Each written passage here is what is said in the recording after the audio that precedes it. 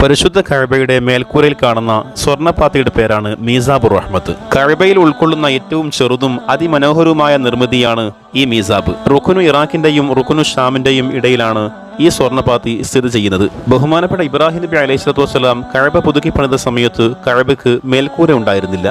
പിൽക്കാലത്ത് ഖുറൈശികൾ പുതുക്കി പണിത സമയത്താണ് കഅബയ്ക്ക് മേൽക്കൂര നിർമ്മിക്കപ്പെടുന്നത്. ഖുറൈശികളാണ് കഅബയ്ക്ക് മീസാബും പണിയുന്നത്.